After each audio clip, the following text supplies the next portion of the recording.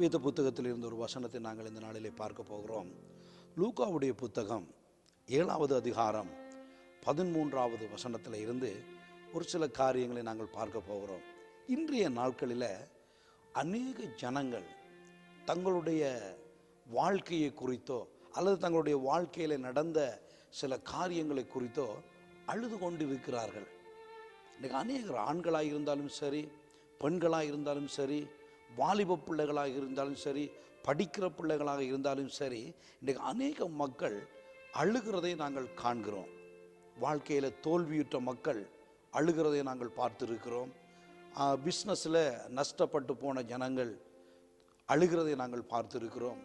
படிக்கிற பிள்ளைகள் தங்களுடைய பரீட்சைகளிலே தோல்வி அடைந்து அழுகிறதை நாங்கள் பார்த்திருக்கிறோம். குடும்ப வாழ்வில் தோல்வியை கண்ட குடும்பஸ்தர்கள், சகோதரனாக இருக்கட்டும், சகோதரியாக இருக்கட்டும், அழுகிறதை நாங்கள் கண்டிருக்கிறோம். அதே போல இந்த லூக்காவுடைய புத்தகம் 7ஆம் அதிகாரத்தில் 13வது வசனத்தில் ஒரு சகோதரி அழுகிறாள். அவளுடைய வாழ்க்கையில் எல்லாவற்றையும் இழந்து விட்டாள். இழந்து அவள் அழுகிறத நாங்கள் இங்கே பார்க்கிறோம். ஆனால் இந்த சகோதரியுடைய அழுகைக்கு யாரும் பதில் சொல்ல முடியலை. யாரும் அவளுடைய அழுகையை நிறுத்த முடியலை. அவளுடைய பிரச்சனையை யாரும் தீர்க்க முடியலை. காரணம் என்னென்னா, மற்றவர்களும் ஒவ்வொருவரும் தங்களுடைய வாழ்க்கையில் அழுகிறவர்களாகத்தான் காணப்பட்டிருக்கிறார்கள். சில பேர் தோல்வியை உள்ளுக்குள்ள வைத்து கொண்டு அழாமல் வாழ்ந்து கொண்டிருக்கிறார்கள். ஆனால் ஒருவர் இருக்கிறார், அவர் ஆண்டவராகிய இயேசு கிறிஸ்து. அவர் அழுகிறத நிறுத்தக்கூடிய வல்லமை உள்ளவர். ஏனென்றா வேத புத்தகம் சொல்லுகிறது, கர்த்தர் அவளை பார்த்து அவள் மேல் மனதுருகி அழாதே என்று சொன்னார். இன்றைக்கு அழுகிற ஜனங்களுக்கு நான் ஒரு காரியத்தை சொல்லுகிறேன். ஆண்டவராகிய இயேசு கிறிஸ்து உங்களுக்கு கிட்ட வருவாராக இருந்தால், அல்லது நீங்கள் அவருக்கு கிட்ட போவீர்களாக இருந்தால், உங்களுடைய வாழ்க்கையில் இருக்கிறதான அழுகையை நிறுத்த முடியும். கவலையை மாற்றி உங்களுடைய கண்ணீரை துடைக்க அவர் ஒருவரால் தான் கூடும். ஆண்டவராகிய இயேசு உங்கள் அண்டையில் வருவாராக இருந்தால், எப்படி இந்த சகோதரியை பார்த்து அவர் சொன்னார் அழாதே என்று, அதே போல உங்களோட வாழ்க்கையிலும் உங்களை பார்த்து சொல்லுவார், சகோதரனே நீ அழாதே, சகோதரியே நீ அழாதே என்று உங்களை பார்த்து சொல்லுவார். அழாதே என்று சொல்லிட்டு அப்படி உங்களை விட்டு கடந்து போகிறவர் அல்ல அவர். அழாதே என்று சொல்லி கடந்து போகிறவர் அல்ல. ஏன் அழுகிறாயோ அந்த பிரச்சனையை தீர்த்து உன் கண்ணீரை துடைக்கிறவர் ஆண்டவராகிய இயேசு. இன்றைக்கு நீங்கள் வாலிபனாக இருக்கலாம், அல்லது தனி மனிதனாக இருக்கலாம், அல்லது முதியவர்களாக இருக்கலாம். எதை குறித்து நீங்கள் அழுது கொண்டு இருக்கிறீர்களோ, இன்றைக்கு ஆண்டவராகிய இயேசு கிறிஸ்து உங்களுடைய அழுகையை நிறுத்தி உங்களுடைய பிரச்சனைகளை சரி செய்து அதுக்கு ஒரு சரியான தீர்வை கொடுக்க அவர் வல்லமை உள்ளவராக இருக்கிறார். ஆகையினால தான் அந்த ஸ்திரியை பார்த்து சொன்னார் அழாதே. முதலாவது இயேசு கிட்ட வந்து சொன்ன ஒரு வார்த்தை அழாதே சகோதரியே. ஆனால் அந்த சகோதரி ஒரு விதவையாக இருந்தால், யாரும் இல்லை, ஒரு தனிச்சவளாக. இன்றைக்கு யாரும் தனியாக இருந்து அழுது கொண்டு இருக்கிறீங்களா? எங்களோட வாழ்க்கையில் ஒன்றுமே இல்லை. அல்லது மாணவர்கள் கூட, அல்லது பிள்ளைகள் கூட பேரண்ட்ஸை விட்டு நீங்கள் பிரிந்து வந்து நீங்கள் அழுது கொண்டு இருக்கிறீங்களா? அல்லது பரீட்சையில் தோல்வியில் அழுது கொண்டு இருக்கிறீங்களா? அல்லது ஒரு வியாபாரத்தில் ஒரு பிஸ்னஸில் போய் நஷ்டப்பட்டு அழுது கொண்டு இருக்கிறீங்களா? அல்லது ஒரு நல்ல விசா இல்லாமல், நல்ல ஒரு வேலை இல்லாமல், நல்ல ஒரு விசா கிடைக்காமல் நீங்கள் அழுது கொண்டு இருக்கலாம். ஒரு வேலை கிடைக்காமல் அல்லது படிக்க முடியாமல் இருக்கின்ற அழுது கொண்டு இருக்கலாம். ஆனால் ஆண்டவராகிய இயேசு சொல்லுகிறார், கிட்ட வந்து அழாதே. இன்றைக்கு நீங்கள் எங்கே இருந்தாலும் இந்த செய்தியை நீங்கள் பார்க்கிற நீங்கள், ஆண்டவராகிய இயேசு கிட்ட வர ஆயத்தமாக இருக்கிறார். உங்களுக்கு கிட்ட வருவார். நீங்கள் எங்கே இருந்தாலும், ஆண்டவரை என்ற கண்ணீரை நீர் துடையும், என்ற கவலையை போக்கும் மட்டும் நீங்கள் சொல்லுவீர்களானால் உங்களுக்கு கிட்ட அவர் வருவார். அவர் வந்து ஒரு வார்த்தை சொல்லுவார். என்ன தெரியுமா? அழாதே என்று சொல்லுவார்.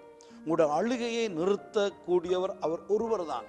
இந்த வானத்தையும் பூமியையும் படைத்த தேவன் அவர், ஆண்டவராகிய இயேசு கிறிஸ்து.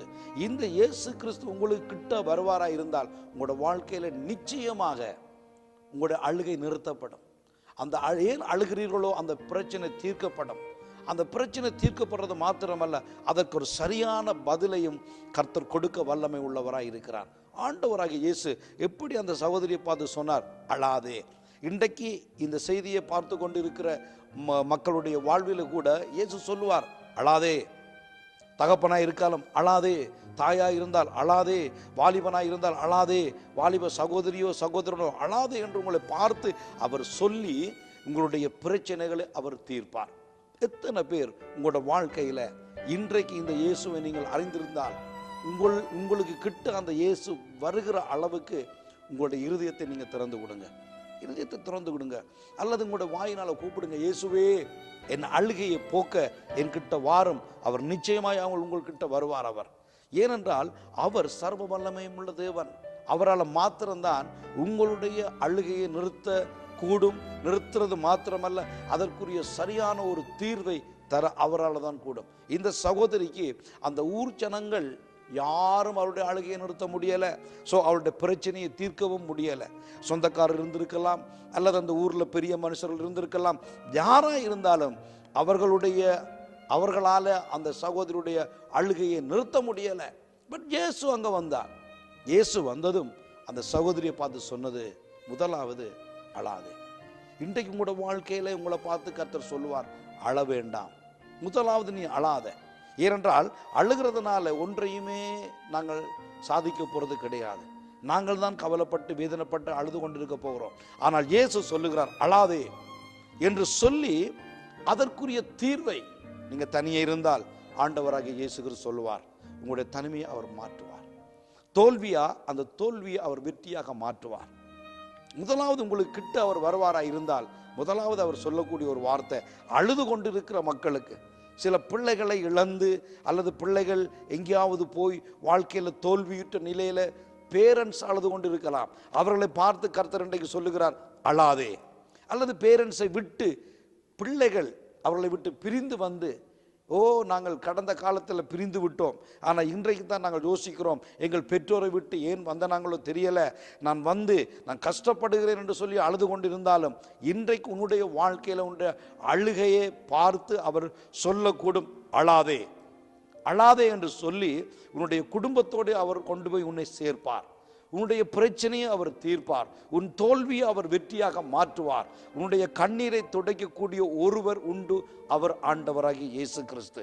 இன்றைக்கு எத்தனை பேர் இந்த வசனத்தை நீங்கள் நம்புகிறீர்களோ அந்த வசனத்தின் படி கர்த்தர் உங்களுடைய வாழ்க்கையை மாற்றுவார். அவர் சொல்லுகிறார், திரும்பவும் வாசிக்கிறேன் கேளுங்கள், கர்த்தர் அவளை பார்த்து அவள் மேல் மனதுருகி அழாதே என்றார். உங்கள் மேல மனதுருகி உங்களை பார்த்து அழாதே என்று சொல்லி அந்த பிரச்சனைக்கு சரியான தீர்வை கொடுக்கக்கூடியவர் ஒருவர், அவர்தான் ஆண்டவராகிய இயேசு.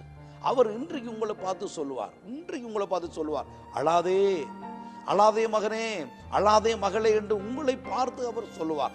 எத்தனை பேர் உங்களுடைய உள்ளத்துல, ஆண்டவரே என்னுடைய கண்ணீரை துடைக்க நீர் ஒருவர் தான் பெரியவர், ஆகையினால என்ற வாழ்க்கையை உங்களுடைய கரத்தில் நான் ஒப்புக் கொடுக்கிறேன், என் கண்ணீரை துடையும், என் வாழ்க்கையை மாற்றும் என்று சொல்லி யாரெல்லாம் எவரெல்லாம் நீங்கள் விரும்பி ஆசைப்பட்டு நீங்கள் கேட்கிறீர்களோ உங்களுடைய கண்ணீரை அவர் துடைப்பார். அவர் ஆண்டவராகிய இயேசு, அவர் கர்த்தர், அவரால் கூடாத காரியம் ஒன்றுமில்லை. எத்தனை பேர் என்னுடைய கண்ணீரை அவர் துடைக்க அவரால் கூடும் என்று சொல்லி நீங்கள் நம்புகிறீர்களோ உங்களுக்காக நான் ஜெபம் பண்ண போகிறேன். உங்களுக்காக ஆறாக இருந்தாலும், தாயாக இருந்தாலும், தகப்பனாக இருந்தாலும், பிள்ளைகளாக இருந்தாலும், என்ன தோல்வியாக இருந்தாலும், படிப்பில் தோல்வியோ அல்லது வாழ்க்கையில் தோல்வியோ அல்லது பிஸ்னஸில் தோல்வியோ எதுவாக இருந்தாலும் கர்த்தர் உங்களோட வாழ்க்கையில் இருக்கிற கண்ணீரை அவர் மாற்றுவார். ஆகவே நான் உங்களுக்காக ஜெபம் பண்ண போகிறேன். ஒரு விஷயம் என்னோட கூட சேர்ந்து நீங்கள் ஜெபம் பண்ணுங்கள். பரலோகத்தில் இருக்கிற எங்கள் பரிசுத்த பிதாவே, உம்முடைய நாமம் மகிமைப்படுவதாக. இந்த நாளில், இந்த வேளையில நான் இந்த செய்தியை பார்க்கிற மக்களுக்காக நான் ஜெபிக்கிறேன். யாரெல்லாம் கண்ணீர் விட்டு அழுது கொண்டு இருக்கிறார்களோ அவர்களுடைய வாழ்வில கண்ணீரை துடையும். ஏன் அவர்கள் அழுகிறார்களோ அந்த பிரச்சனையை தீரும். அவளுக்கு ஒரு நன்மையான ஈவே ஆண்டவரே, ஒரு நன்மையான காரியத்தை நீங்க செய்யுங்க சுவாமி. ஆண்டவராகிய இயேசுவே, யாராவது பெற்றோர்கள் அழுது கொண்டிருந்தால், இந்த செய்தியை பார்த்திருந்தால் அந்த பெற்றோருடைய கண்ணீரை துடையும், பிள்ளைகளுடைய கண்ணீரை துடையும் ஆண்டவரே. தோல்வியோடு இருக்கிற பிள்ளைகளுடைய கண்ணீரை துடையும். வாழ்க்கையை கசந்து போய் ஆண்டவரே, கசந்து போய் அழுது கொண்டிருக்கிற மக்களுடைய கண்ணீரை துடையும் ஆண்டவரே. துன்பத்தில் சிலர் வியாதியில் அழுது கொண்டிருக்கிறார்கள். ஆண்டவரே, எனக்கு ஏன் இந்த வியாதி? அவர் கிட்ட வந்தால் உன்னை பார்த்து சொல்வார், அழாதே என்று சொல்லி உன் வியாதியை அவர் குணமாக்குவார். உன் பிரச்சனைகளை அவர் தீர்ப்பார். உங்கள் பிரச்சனைகளை தீர்க்கிறதற்காகவே அவர் உயிர்த்தெழுந்த இயேசு கிறிஸ்து எங்கள் நடுவில் இருக்கிறார். இந்த செய்தியை, இந்த ஜெபத்தை யார் கேட்கிறீர்களோ, உங்கள் நடுவில் இயேசு வருவார். உங்கள் கண்ணீரை துடைப்பார், உங்களுடைய கவலைகளை போக்குவார், உங்கள் வேதனைகளை நீக்குவார். அவர் ஒரே ஒரு காரியத்தை சொல்லுகிறார், அழாதே. அவருக்குத்தான் அந்த சொல்லுகிறதற்கு அந்த உரிமை உண்டு. ஆகவே அவர் சொல்லுகிறார், அழாதே என்று சொல்லி உன் கண்ணீரை துடைத்து உன்னுடைய பிரச்சனையை தீர்த்து உன்னுடைய வாழ்க்கையில ஒரு நன்மையை செய்ய அவர் ஆயத்தமாக இருக்கிறார். ஆகவே ஆண்டவரே, இந்த பிள்ளைகள், இந்த செய்தியை பார்த்து கொண்டிருக்கிற பிள்ளைகள், என்னோட கூட ஜெபத்தில் இணைந்திருக்கிற பிள்ளைகளுக்கு கண்ணீரை துடையும், கவலைகளை எல்லாம் போக்கும், அழாதே என்று சொல்லி அவர்களுடைய வாழ்வில நன்மையானவைகளை செய்யும்படியாய் ஆண்டவராகிய இயேசு கிறிஸ்துவின் நாமத்தில் ஜெபிக்கிறேன் நல்ல பிதாவே. அருமையான தேவஜனமே, நிச்சயமாக உங்களுடைய கண்ணீரை அவர் துடைக்க வல்லமை உள்ளவராய் இருக்கிறார். இது உங்களுடைய கண்ணீரை துடைக்கிறது மாத்திரமல்ல, நீங்கள் உங்களுடைய இந்த ஆண்டவராகிய இயேசுவை அறிந்து மற்றவருடைய கண்ணீரை துடைக்கவும் உங்களை கர்த்தர் ஆயத்தமாக்குவார். எல்லாம் வல்ல ஆண்டவராகிய இயேசுவுக்கே மகிமை உண்டாகட்டும். ஆமேன், ஆமேன்.